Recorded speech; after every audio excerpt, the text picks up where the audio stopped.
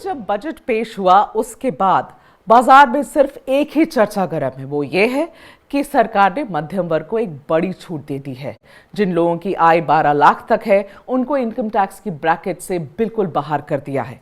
मगर ऐसा है कि इस बजट में कई और बहुत पहलुएं हैं जो महत्वपूर्ण हैं, जिन्हें समझना जानना हमारे देश के लोगों के लिए बहुत जरूरी है। और बजट के इन अलग अलग पहलुओं पर बात करने के लिए आज मैं बैठी हूं हमारे देश के रेल मंत्री अश्विनी वैष्णव जी के साथ, जिनके पास इंफॉर्मेशन ब्रॉडकास्टिंग का भी कार्यभार है और IT का भी, तो बहुत इंपॉर्टेंट मंत्रालय उनके साथ है। और सर अभी हमारे साथ ABP के प्लेटफॉर्म पर जुड़ रहे हैं। सर आपका बहुत बहुत स्वागत है ABP पर।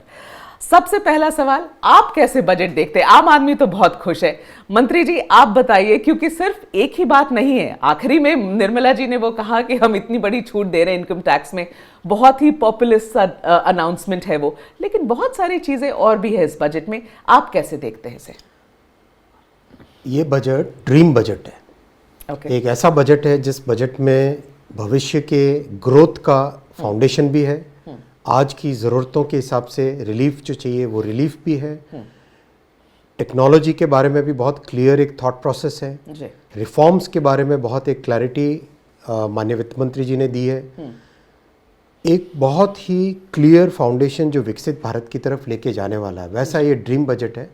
मैं धन्यवाद देना चाहूँगा माननीय प्रधानमंत्री जी को, माननीय वित्त मंत्री जी को। आपने ऐसा एक बजट दिया है जो बजट इस देश के नागरिकों के 140 करोड़ देशवासियों के लिए सपने जैसा है। ओके, तो सर रेलवेज एक बहुत बड़ा भाग होता है इस बजट का। आपके पास रेलवे का मंत्रालय है सर, इसलिए पहले तो मैं ये समझना चाहती हूँ कि क्यों कल कोई खास अनाउंसमेंट रेलवे को लेकर नहीं की गई, और जब हम प्रोविजंस देख रहे थे तो लगभग सिर्फ 52 करोड़ एक्स्ट्रा आपके बजट एलोकेशन में ऐड किया गया है कल। कुछ लोग आम जनता, मैं आपके पॉलिटिकल ओपोनेंट्स की बात नहीं कर रही हूँ, आम जनता की भी ऐसी कल राय थी कि भाई रेलवेज एक ऐसी चीज़ है पूरी देश की अर्थव्यवस्था को पिरोता है, फिर उस पर ध्यान क्यों नहीं? बहुत बड़ा ध्यान दिया गया है रेलवे के ऊपर। 2,52,000 करोड़ रुपए का ग्रॉस बजटरी सपोर्ट है। 2,52,000 करोड़ अगर आप कंपेयर करो UPA के पीरियड से, उस जमाने में 20,000, 25,000, 27,000 इस तरह के GBS यानी बजट की तरफ से रेलवे को सपोर्ट होता था। ये माननीय प्रधानमंत्री जी का, माननीय वित्त मंत्री जी का धन्यवाद देना चाहूँगा कि 2,52,000 करोड़ रुपए का जो ग्रॉस बजटरी सपोर्ट दिया है वो बहुत ही इम्पोर्टेंट है। देखो, इन 10 वर्षों में रेलवे में प्रधानमंत्री जी ने बहुत ही एक फोकस्ड वे में इलेक्ट्रिफिकेशन करना, नए रेलवे ट्रैक बिछाना, स्टेशंस को इम्प्रूव करना, नए तरह की टेक्नोलॉजी लेके आना, सेफ्टी पे ध्यान देना, ओवरऑल रेलवे के 360 डिग्री डेवलपमेंट पे इन 10 वर्षों में काम किया है मोदी जी ने। और कल का जो 2,52,000 करोड़ रुपीस का एलोकेशन है वो उसी मोमेंटम को मेंटेन करता है, और ये ऑप्टिमम नंबर है मेरे हिसाब से। ये बहुत ऑप्टिमम नंबर है। इसके अलावा 4,60,000 करोड़ रुपए के नए प्रोजेक्ट्स इस बजट में सैंक्शन हुए। 4,60,000 करोड़ रुपए, ठीक है, जिसमें न्यू लाइन्स है, डबलिंग है, वर्कशॉप्स का इम्प्रूवमेंट है, मेंटेनेंस की प्रैक्टिसेस का इम्प्रूवमेंट है, सेफ्टी पे 1,16,000 करोड़, उस पे बात करना चाहती हूं। 1,16,000 करोड़ रुपए का एलोकेशन है जी। इस बजट से 50 नई नमो भारत ट्रेन्स, जो कि शॉर्ट डिस्टेंस 2 शहर जैसे लखनऊ कानपुर हो, राइट, इस तरह के पेयर्स, बैंगलोर मैसूरू, इस तरह के जो पेयर्स है जो कम डिस्टेंस पे है, उनके बीच में नमो भारत रैपिड रेल चलेगी। पहली ट्रेन ऑलरेडी चल रही है। 100 नई अमृत भारत ट्रेन चलेगी। अमृत भारत ट्रेन से लॉन्ग डिस्टेंस की ट्रेन्स, लेकिन जो हमारे श्रमिक वर्ग है और लो इनकम के वर्ग हैं उन सब के लिए अमृत भारत ट्रेन 1,000 किलोमीटर 450 रुपए में, और वैसी की वैसी फैसिलिटीज जैसी वंदे भारत ट्रेन में। तो बहुत ही इंपॉर्टेंट वो ट्रेन है। उसकी 2 ट्रेन 1 साल पहले नई डिज़ाइन बना के चलाई थी। उससे जो सीखा, उसको सीखने के बाद में उस अनुभव के आधार पे उसको अच्छे से मास प्रोडक्शन 100 ट्रेन बनाएंगे। 200 नई वंदे भारत ट्रेन का प्रोविजन है। 1,000 नए फ्लाईओवर्स और अंडरपासेस का प्रोविजन है। ये बहुत बड़ा 1,300 नए स्टेशंस का काम चल रहा है। तो ये बहुत बड़े प्रोविजंस हैं जो कि 10,000 नए कवच लगाने का प्रोविजन इसमें और 15,000 और कवच है ट्रेन एक्सीडेंट्स को रोकने के लिए। सर, आप ट्रेन सेफ्टी की बात कर रहे हैं तो एक सवाल ट्रेन सेफ्टी पे सर, वैसे तो सही सच्चाई यही है कि जितनी एक्सीडेंट्स पहले होती थी, अगर हम 10 साल के आंकड़े का कंपैरिजन करें तो पहले जितनी एक्सीडेंट्स होती थी उससे बहुत कम हो गया है। लेकिन सर, आपने कार्यभार संभाला है और आपके नीचे कुछ 3 ऐसे बड़े हादसे हुए हैं जिसकी चर्चा बार बार हुई, जैसे उड़ीसा वाला बालासोर वाला एक्सीडेंट था, उसके अलावा कंचनजंगा वाला एक्सप्रेस उसकी एक एक्सीडेंट थी। मैं उसमें नहीं जाना चाहती हूँ, मैं ये आपसे समझना चाहती हूँ कि इसके बारे में क्या कोई स्पेसिफिक सोच है सर? क्या सरकार ये इंश्योर करेगी कि ऐसी चीज़ें अब नहीं हो? We are actually moving towards being a developed country. बहुत फोकस्ड वे में रेलवे की सेफ्टी के ऊपर काम हो रहा है। मैं आपको क्लियरली समझाना चाहूँगा कि देखो, सबसे पहले ट्रैक सिस्टम जी। ट्रैक्स के अंदर जो पुराने डिज़ाइन की 30 साल 35 साल पहले लगी हुई जो रेल्स थी जी, उनको रिप्लेस करने का इस बार बहुत बड़ा मिशन लिया है। करीब 7,500 किलोमीटर को रिप्लेस करेंगे और लगातार रिप्लेस करते आ रहे हैं। ठीक है। सेकेंड, जो पॉइंट्स और क्रॉसिंग्स होते हैं उसके ऊपर मैक्सिमम डिरेलमेंट्स होने की संभावना होती है। तो पॉइंट्स एंड क्रॉसिंग्स के मैक्सिमम रिप्लेसमेंट्स, उनका रिपेयर, उसको ढंग से नई डिज़ाइन लाना, नए तरह के स्पेसिफिकेशंस बनाना, उसके ऊपर एक बिल्कुल सिस्टमेटिक वे में मिशन मोड में काम चल रहा है जी। थर्ड, आपका जो ट्रेन्स की मेंटेनेंस है जी, क्योंकि जो अंडर कैरेज होता है, बोगी जिसको कहते हैं जी, उसके अंदर उसकी मेंटेनेंस बहुत इंपॉर्टेंट होती है। मैक्सिमम प्रॉब्लम्स आती है अंडर कैरेज से। तो अंडर कैरेज के प्रॉब्लम्स को सॉल्व करने के लिए वर्कशॉप्स का मॉडर्नाइजेशन, जैसे इस बजट में वर्कशॉप्स के मॉडर्नाइजेशन के ऊपर सब्सटैंशियल अमाउंट है, मेरे ख्याल से करीब 25,000 करोड़ रुपए के आसपास का वर्कशॉप्स का मॉडर्नाइजेशन इसमें रखा गया है। Then new design of trains, जिससे कि they are much more safer. तो जैसे LHB coach is much more safer than the previous generation, उसी तरह से नए डिज़ाइन के कोचेस, नए डिज़ाइन के लोकोमोटिव्स, उसके ऊपर अभी बहुत जल्दी आने वाले समय में नए डिज़ाइन के लोकोमोटिव्स का टेंडर भी निकलेगा। ठीक है। तो ये प्रोग्राम्स इस तरह से बनाए गए हैं जिससे कि सेफ्टी सब्सटैंशियली इंप्रूव हो। देखो, सेफ्टी प्रायोरिटी नंबर 1 है, इसमें कोई दो राय नहीं जी। और कोई भी इंसिडेंट है उसके रूट कॉज में जाना और रूट कॉज को सॉल्व करना जी। इस अप्रोच के साथ हम लोग काम कर रहे हैं जी। अगर कुछ हुआ है तो क्यों हुआ है, किस कारण से हुआ है, उसके पीछे क्या फैक्टर्स है, क्या कोई टेक्नोलॉजी का फैक्टर है, कोई प्रोसेस का फैक्टर है, कोई ट्रेनिंग का फैक्टर है। हाँ। कवच को डिज़ाइन किया, डेवलप किया। लास्ट ईयर जुलाई 2024 में इसका फाइनल अप्रूवल हुआ जी। क्योंकि ये बहुत कॉम्प्लेक्स टेक्नोलॉजी है। It's like setting up a complete Jio जैसा नेटवर्क। एब्सोल्युटली। हर 5-5 किलोमीटर में टेलीकॉम का टावर लगता है जी सर। पूरा ऑप्टिकल फाइबर केबल का पूरा नेटवर्क लगता है जी। हर स्टेशन पे डेटा सेंटर बनता है, हर स्टेशन पे एक डेटा सेंटर लग रहा है। It's very complex. और जो जर्मनी जैसे देशों ने 20 साल में किया हो, जर्मनी, फ्रांस और यूरोप के बड़े देशों ने, रिच कंट्रीज ने, जिन्होंने 20 साल में जितना काम किया, वो प्रधानमंत्री जी ने हमको टारगेट दिया है 6 साल में कंप्लीट करना है जी। इतने बड़े नेटवर्क में। और आज करीब 12,000 लोगों को ट्रेन किया है जी। आप ट्रेनिंग नहीं करोगे तो लोग इंस्टॉल कैसे करेंगे, राइट? तो 12,000 टेक्नीशियंस को, इंजीनियर्स को, ऑपरेटर्स को, लोको पायलट्स को, सबको मिला के 12,000 लोगों को ट्रेनिंग दी है। और पहले एक कवच को लगाने में करीब 23 डेज लगते थे और उसके इम्प्रूवमेंट करके आज एक कवच को लगाने में 14 घंटे लगते हैं। Okay, I am sorry, 26 hours लगते हैं। 26 आवर्स लगते हैं। एक 1.2 डेज लगते हैं बेसिकली। ओके, तो इस लेवल पे लेके आए तो इतना फोकस करके काम चल रहा है और इसका रिजल्ट भी आएगा। एंड मतलब मैं इसको सेफ्टी को कहीं पर भी इसको मतलब प्रायोरिटी नंबर 1 से नीचे कहीं नहीं रखा। It has to be number 1 on. So one is hoping that we'll see less and less accidents in the days to come. आपने सर जर्मनी और जापान की बात करी, इसलिए सवाल पूछ ही लूं आपसे। इतने वंदे भारत आप लोग इनॉग्रेट करवाते हैं प्रधानमंत्री जी से, तो बुलेट ट्रेन को हरी झंडी कब दिखा रहे हैं प्रधानमंत्री जी? स्टेटस दीजिए सर। बहुत अच्छी प्रोग्रेस चल रही है। हाँ। 340 किलोमीटर से ज़्यादा का कंस्ट्रक्शन हो गया है जी। ब्रिजेस का कंस्ट्रक्शन, स्टेशंस का कंस्ट्रक्शन, एलिवेटेड जो कंप्लीट एलिवेटेड वायडक्ट है मैक्सिमम एरिया में, जहाँ पे टनल्स है वहाँ पे टनल्स, बाकी एलिवेटेड वायडक्ट है उसका कंस्ट्रक्शन कंप्लीट चल रहा है। बहुत तेजी से काम चल रहा है। 2.5 साल हमारे लूज हो गए थे बिकॉज ऑफ महाराष्ट्र में सीएम साहब जब ठाकरे साहब थे तब उन्होंने परमिशंस नहीं दी थी, तो वो 2.5 साल हमारे लूज हो गए, लेकिन उसको मेकअप कर रहे हैं अभी। समुद्र के नीचे टनल बन रही है। कब तक शुरू होगा? बहुत जल्दी शुरू होगा, बहुत जल्दी शुरू होगा, आप देखना। और बहुत अच्छा बन रहा है। बल्कि अभी जापानीज टीम एक आई थी, तो उन लोगों ने जब यहाँ के काम की टेक्नोलॉजीज देखी, उन्होंने कहा हमारा जब भी नेक्स्ट नेटवर्क बनाएंगे हम यहाँ की कुछ प्रैक्टिसेस को वहाँ लेके जाएंगे। अच्छा, इतना बहुत अच्छे तरीके से आप जाके एक बार देख के आओ।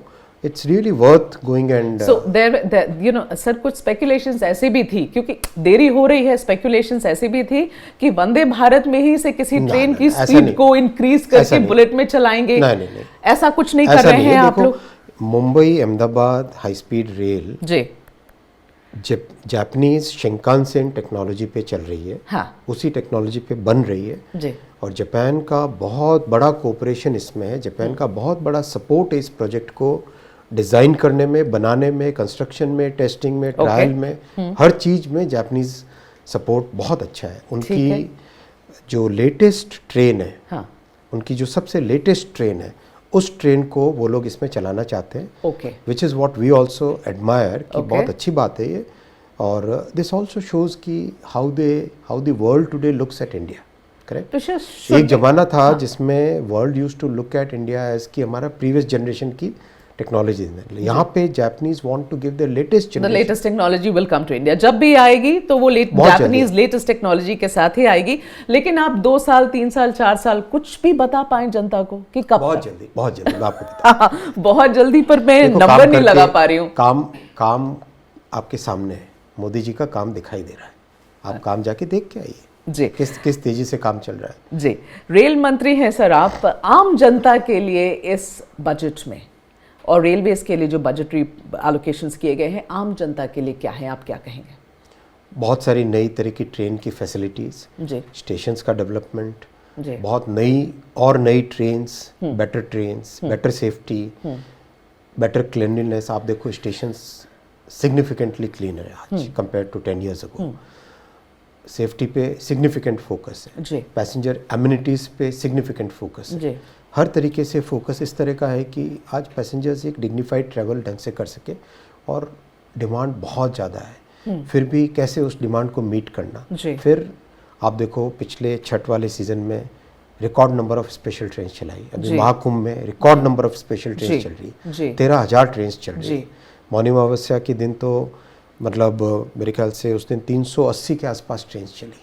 अमेजिंग, मतलब 200 का मैक्सिमम कैपेसिटी था, फिर भी कई इनोवेशंस करके करीब 380 ट्रेन चलाई। मैं आपसे पूछना ही चाह रही थी सर कि ट्रेन्स की फंक्शनिंग इस कुंभ को लेकर लाखों लोगों को आप फेरी कर रहे हैं बैक एंड फोर्थ हर रोज।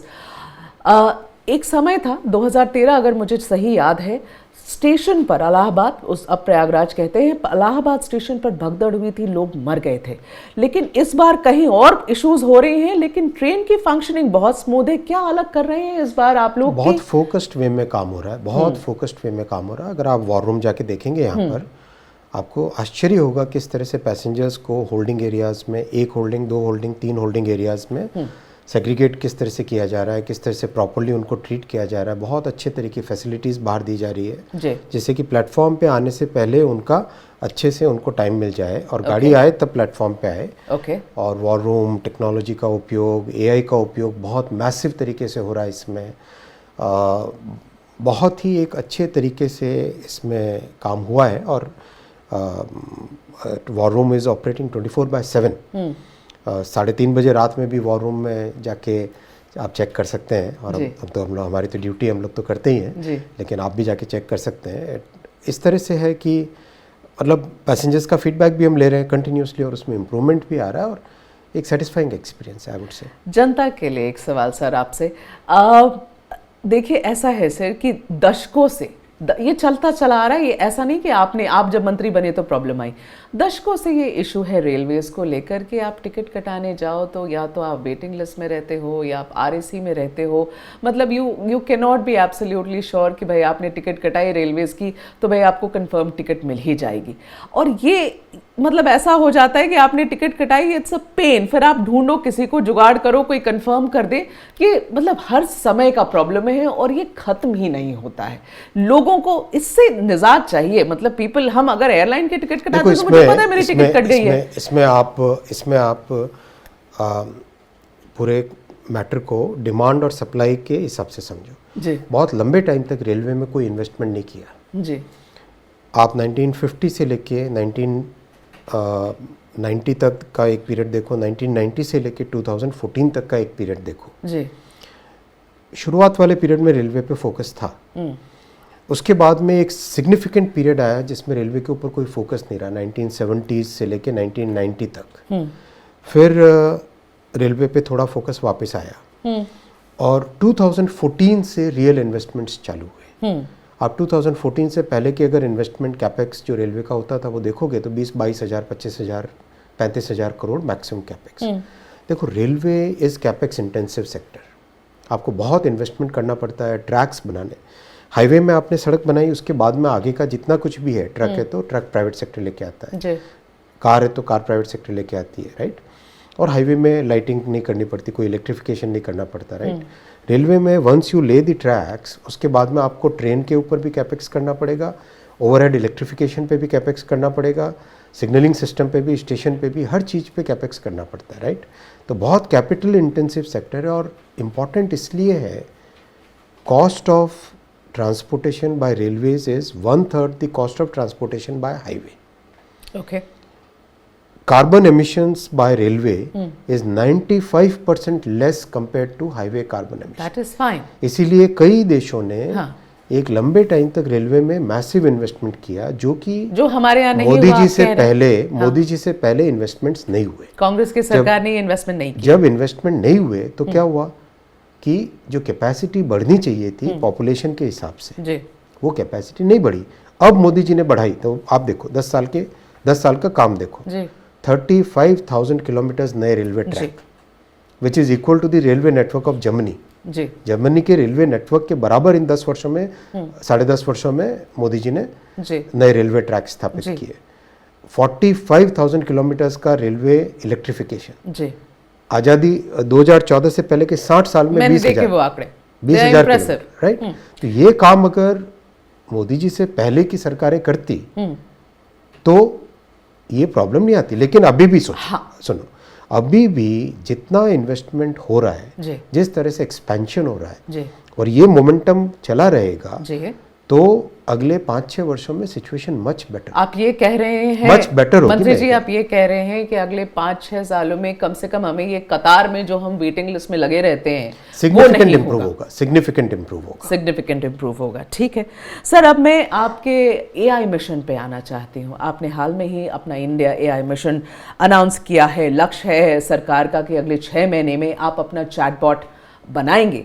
मैं चैटबॉट नहीं, फाउंडेशनल मॉडल। तो क्या हम अगले, तो समझाइए, बहुत बड़ा टेक सेक्टर है यहाँ पर और ये सारी चीज़ें तो हम लोगों के भी यूज़ करने की है। मैं समझना चाहती हूँ कि हम कितने समय में DeepSeek या ChatGPT के ही लाइंस पे, उसी तर्ज पर कोई एक यहाँ पर ऐप चैटबॉट इंडिया में खुद का होगा जो हम इस्तेमाल कर सकेंगे? वो पहला सवाल। दूसरा, आपसे ये पूछना चाहती हूँ कि इसकी जो रनिंग कॉस्ट है सर, जो US में ChatGPT की एक दिन का रनिंग कॉस्ट है वो लगभग 5 करोड़ रुपए है। ये कितना सस्टेनेबल है? क्या हम ये करना चाहते हैं? क्या हम ये करने वाले हैं? AI ऐसी टेक्नोलॉजी है जिसमें मैसिव इनोवेशन हो रहा है जी, और जो इसके फंडामेंटल बिल्डिंग ब्लॉक्स हैं, उस बिल्डिंग ब्लॉक में सबसे पहला बिल्डिंग ब्लॉक है कंप्यूट कैपेसिटी। आपके पास GPUs होने चाहिए जिससे आप कंप्यूट कर सको, टेस्ट कर सको, नई एल्गोरिदम बनाइए, नया इनोवेशन लाए तो उसको आप टेस्ट कर सको, उसको ट्राई कर सको। सेकंड है डेटा सेट्स। थर्ड है आपका स्किल लेवल, टैलेंट। बहुत फोकस्ड वे में प्रधानमंत्री जी ने पिछले साल मार्च के महीने में 2024 में AI मिशन 10,000 करोड़ रुपए का सैंक्शन किया। उस AI मिशन से इमीडिएटली उसके बाद में काम चालू हुआ और सबसे पहले फोकस किया कि कंप्यूट कैपेसिटी लानी है और डेटा सेट्स बनने हैं और हमारे पास सेफ्टी से रिलेटेड मैटर्स का एक प्रॉपर इंस्टीट्यूशन होना चाहिए, टेक्निकल टूल्स हमारे पास ऐसे डेवलप होने चाहिए जिससे कि एआई की सेफ्टी के ऊपर ध्यान दिया जा सके। इन सब पे बहुत तेज़ी से काम हुआ और अभी जहाँ 10,000 GPUs का टारगेट लिया गया था उसके अगेंस्ट 18,000 GPUs का इन्वेस्टमेंट अप्रूव हुआ है जी। और प्राइस जो आया है, जो कॉस्ट ऑफ कंप्यूट जो आई है टेंडर के प्रोसेस से जी, ग्लोबली जहाँ $2.5 से $3 के बेंचमार्क्स है उसके अगेंस्ट जस्ट अबाउट $1 का अपने पास कंप्यूट की कॉस्ट आई है पर GPU आर। तो बहुत ही एक अच्छे तरीके से, बहुत सिस्टमेटिक तरीके से कंप्यूट फैसिलिटी आज अपने सारे के सारे स्टार्टअप्स के लिए, एकेडमिशियंस के लिए, रिसर्चर्स के लिए, स्टूडेंट्स के लिए एआई की कंप्यूट की फैसिलिटी ये क्रिएट हो गई है जी। और डेटा सेट्स प्रॉपर बने, सेफ्टी इंस्टीट्यूट में 8 प्रोजेक्ट्स ऐसे लिए गए जो कि डिफरेंट IITs और डिफरेंट रिसर्चर्स के पास में लिए गए जो कि सेफ्टी से रिलेटेड टेक्निकल मैटर्स को लेकर आए। 18 ऐप्स ऐसी अप्रूव हुई हैं जो कि हमारे एजुकेशन के फील्ड में, एग्रीकल्चर के फील्ड में और हेल्थ केयर के फील्ड में लोगों को बेनिफिट करे।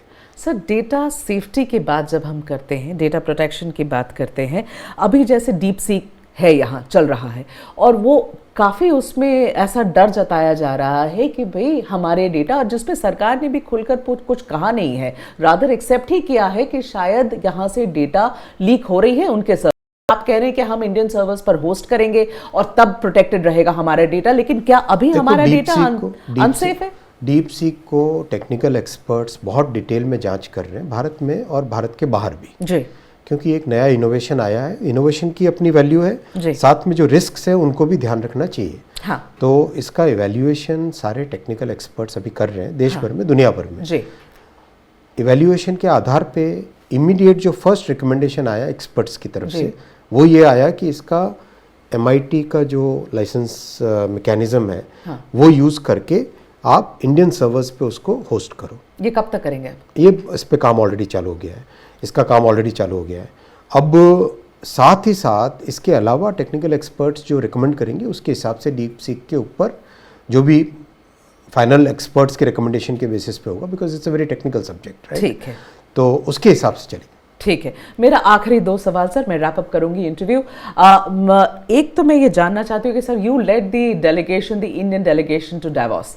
आप मुझे बताएं, अगर मैं एक टेक अवे भारत इंडिया की ग्रोथ स्टोरी आप सारे मंत्रियों ने वहां पर जाकर बताइए, if there is one take away from Davos 2025 for India, वो क्या है? प्रधानमंत्री श्री नरेंद्र मोदी जी की जो फॉरेन पॉलिसी और इकोनॉमिक थिंकिंग है जी, उसमें दुनिया को आज ट्रस्ट है। वही है, इन्वेस्टमेंट आप कितना आपको लग रहा है कितना गुना बढ़ा लेंगे आप लोग अब?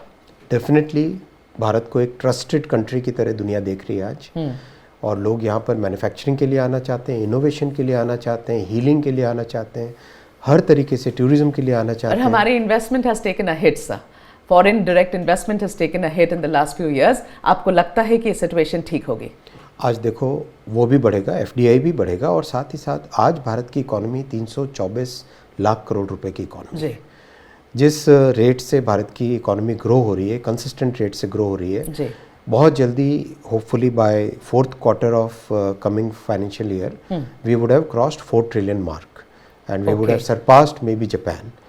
Bye the coming quarter you are saying? नहीं, 4th quarter of the next financial year. 4th quarter of the next of financial the coming year. financial year. ठीक है, मतलब समझो आप अगले 2026 में 2026 में हम 4 ट्रिलियन का मार्क क्रॉस हो जाएगा जी, और जापान से आगे निकलने की संभावना है, उसके बाद में जर्मनी से आगे निकलने की संभावना है। Okay, overall our economic capacity to invest itself has increased जी। आज अपना 30% इन्वेस्टमेंट है ऑफ द टोटल GDP जी, which is about 90 lakh crore जी, 90 लाख करोड़ रुपए के आसपास का तो देश का खुद का इन्वेस्टमेंट है।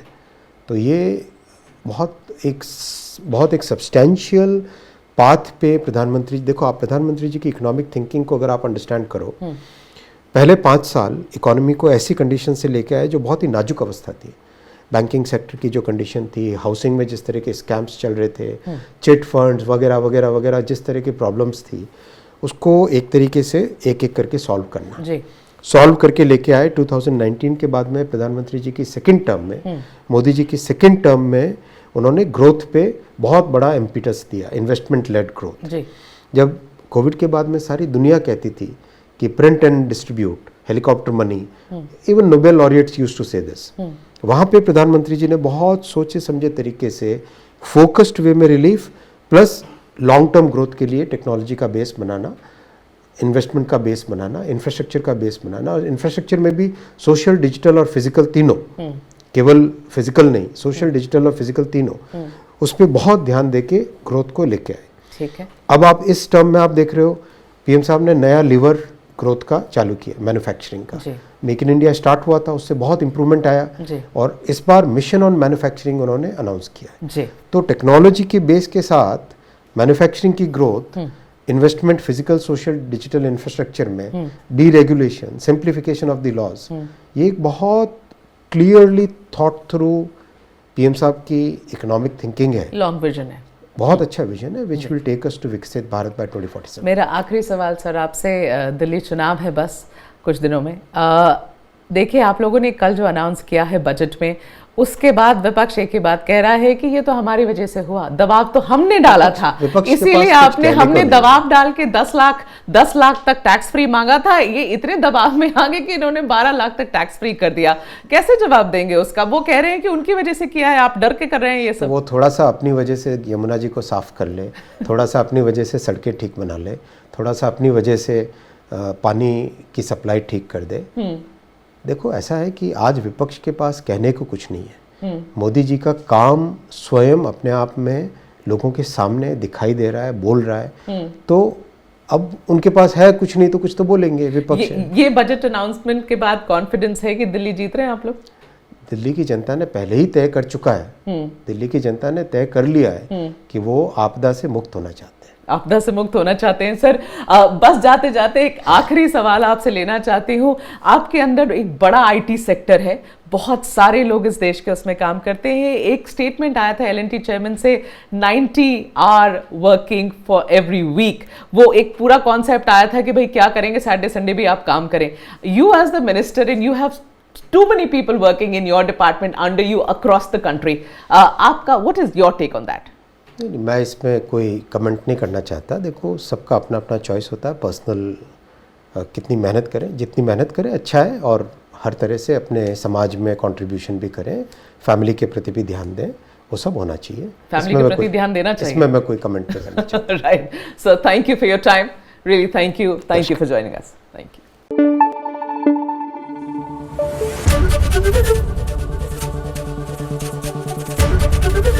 एबीपी न्यूज आपको रखे आगे।